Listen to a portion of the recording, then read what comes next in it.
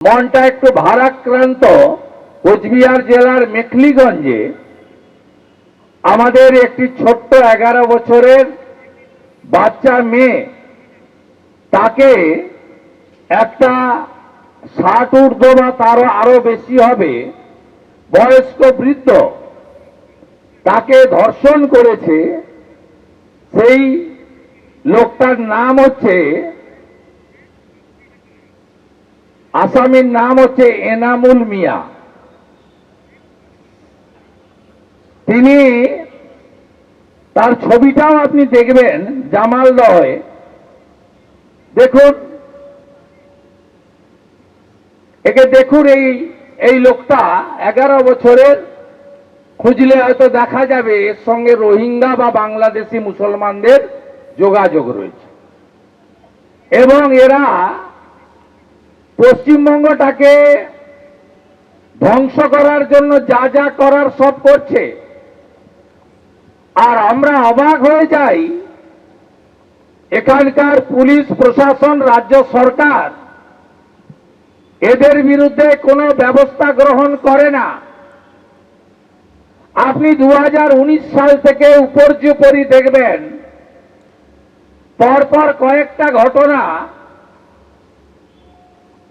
প্রথমে সিএ আইন যখন এলো, তাকে এই মুখ্যমন্ত্রী এনআরসি নাম করে খেপিয়ে দিয়েছিল এদের।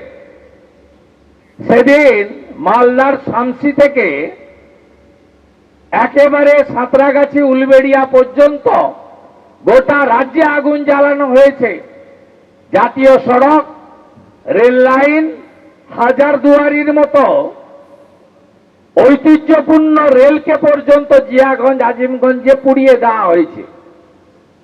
শুধু 19 থেকে নয়, গত সপ্তাহে যেদিন মাননীয় প্রধানমন্ত্রী মালদা সফরে এসেছিলেন, তার আগের দিন 16 এবং 17 পরপর দুদিন বেলডাঙ্গাতে একই দৃশ্য জাতীয় সড়ক এবং ট্রেন লাইনে আপনারা দেখেছেন। পরে প্রমাণ হয়েছে ঝাড়খণ্ডে, যিনি, যাকে মেরে ফেলা হয়েছে বলে প্রচার করে হিন্দুদের হোটেল ভাঙলো, ট্রেন লাইন ভাঙলো, জাতীয় সড়ক অবরুদ্ধ রাখলো 6 ঘন্টা। এ রাজ্যে সরকার আছে? আমি ধন্যবাদ জানাবো নিপেন বাবু এবং চঞ্চল বাবুদের, পরিমল বাবুদের। আমার মাটি আমার দেশ যে কার্যক্রম যশস্বী প্রধানমন্ত্রী নরেন্দ্র মোদীজির উদ্যোগে হয়েছিল, তাতে এখানে পশ্চিমবঙ্গ প্রদেশ ভারতীয় জনতা পার্টির পক্ষে আমি কলস নিয়ে মাটি সংগ্রহ করতে এসেছিলাম।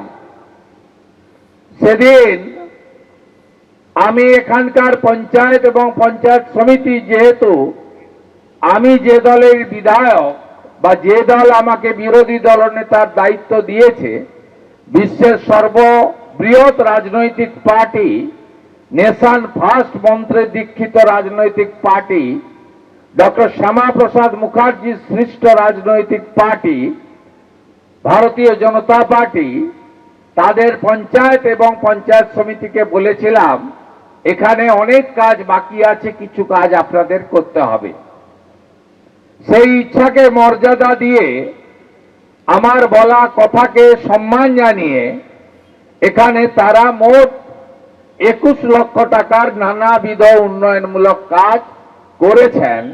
তাই এই পঞ্চায়েত সমিতিকে আমি কৃতজ্ঞতা জানাই, এবং আমি আরো খুশি 23-এর পঞ্চায়েত ভোটে ফুলিয়াতে আমি এই পঞ্চায়েত সমিতি তৈরি করার জন্য এলাকার গণদেবতা জনতা জনার্দনকে আমি অনুরোধ করেছিলাম, এবং আপনারা অনেকের সাথে আমার অনুরোধও রেখেছিলেন।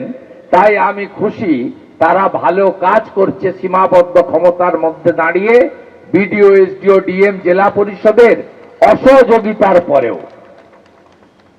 আজকে এখানে যখন সমবেত হয়েছি, তখন মনটা একটু ভারাক্রান্ত। কোচবিহার জেলার মেখলিগঞ্জে এবিপি আনন্দ, এগিয়ে থাকে, এগিয়ে রাখে।